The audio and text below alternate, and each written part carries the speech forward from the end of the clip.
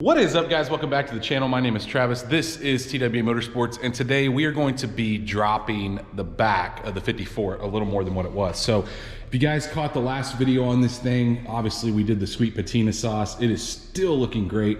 Still need to get to this truck, and I will at some point, but let's see what we can do here. So unfortunately, because the fenders are unequal, you know, like most of the time we would measure from the fender to the ground, like when we did on the Trailblazer or we did on the truck here. But on this, because the fenders are not equal, I really don't know how to measure it other than going from the rocker there. So what I'm gonna do is I'm gonna get a measurement from the front rocker and the back rocker, and then we're gonna lift this thing up off the ground, get the weight off the rear end, and see if we can climb under and adjust the coilovers. Now this thing is set up with coilovers all the way around, and I'm pretty happy with the front, so I don't really wanna go any lower in the front, but the back definitely, it just has a weird rake. And I'll show you a picture here in just a second. And it really, if you take a picture from the back on level ground, you can really see it. So let's, I'll show you that picture right here, and then I'll have this thing off the ground and we'll get started.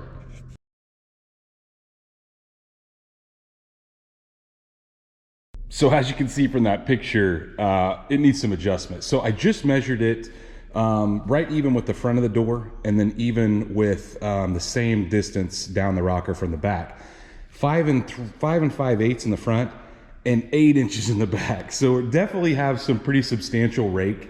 And so what we need to do, I've got it off the ground, got it supported by jack stands, and then I kept my jack under here.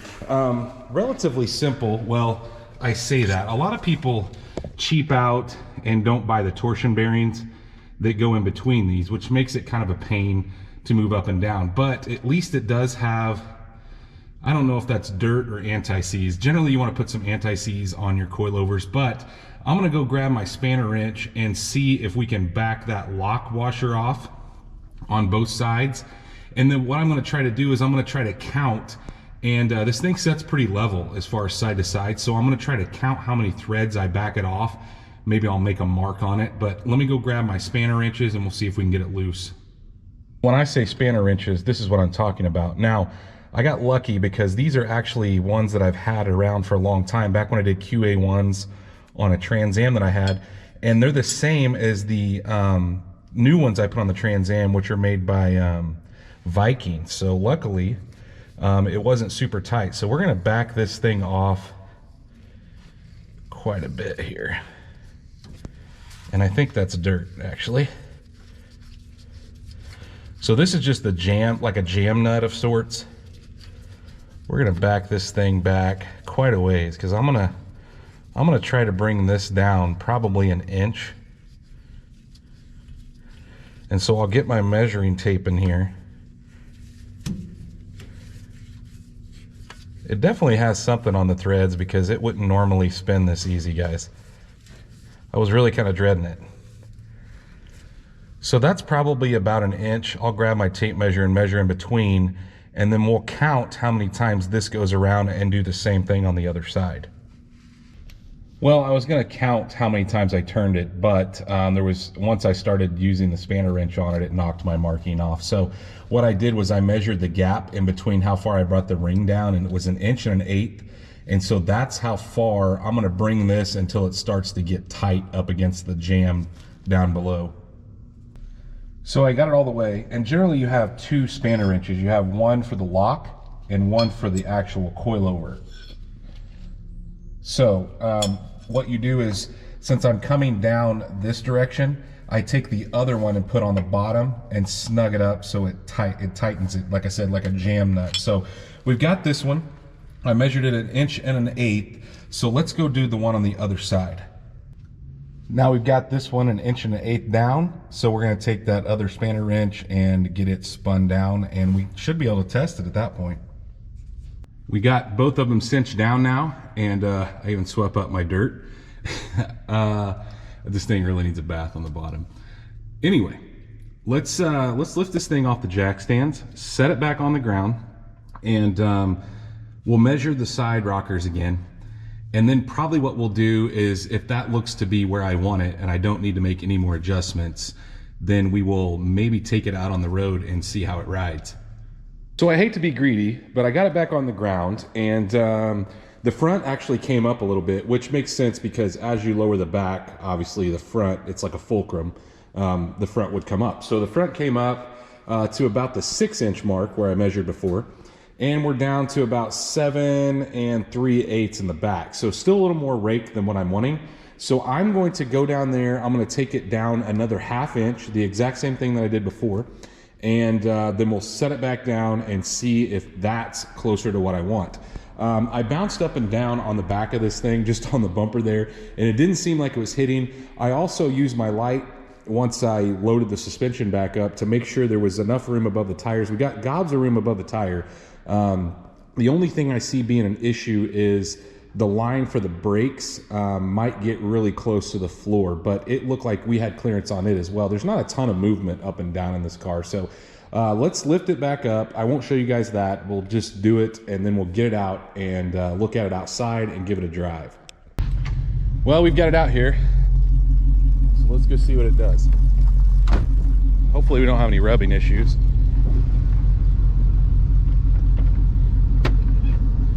The handle's sticking.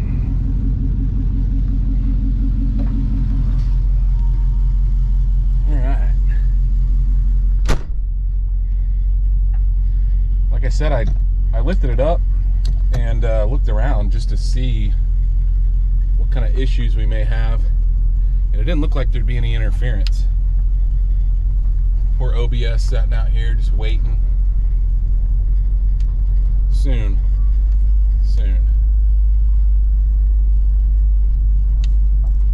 I'm not gonna go real far from the house. I just want to make sure that we don't have any bumps or any drags that we didn't have before. Seems like it rides just like it did.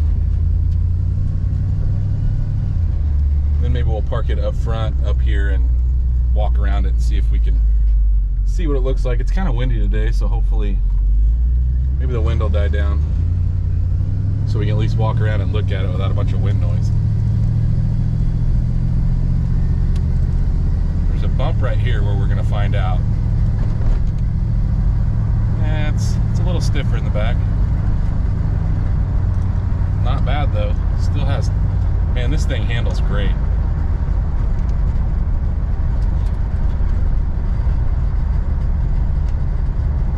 I think we're good. All right, we'll take it back to the house. That bump right there really would show me how much I needed to, if I needed to move it back up.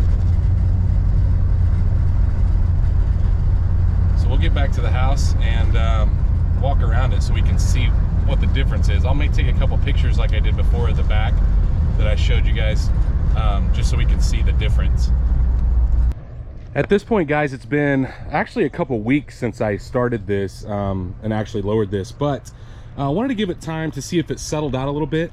We've also taken it with completely loaded up. So me, my wife, my 2 sons, and another person, we drove it down the road, and all is good. It is a little more stiff in the back than it was, but I just think that rake, while it still has some, it just looks a lot better. Now my driveway does slope down a little bit, so it doesn't give you as good a picture as what it looks like on level ground, but maybe if I turn the camera a little bit, you could see it.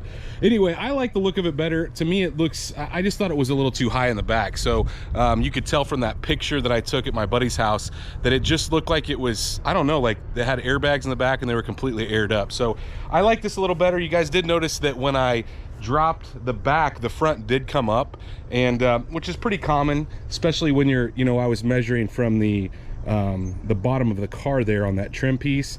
It just makes sense as one comes up or one goes down, the other one comes up. But let me know what you guys think in the description. I absolutely love this car. We do drive this thing. It's about that season to where we will be driving it a lot.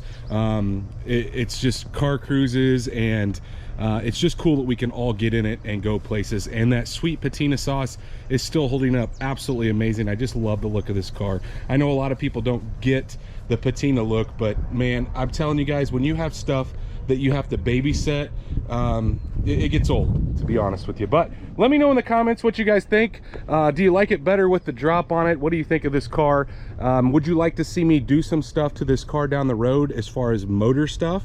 You know, I'm not going to do anything body wise, or obviously we already did wheels, but let me know if you guys dig this car and want to see more on it. But that is it for this video. If you guys did like it, please smash that thumbs up button. If you are not subscribed, guys, please, like always, go down there, hit the subscribe, ring that bell icon that notifies you every single time we drop a new video, and stay tuned to see what we work on next.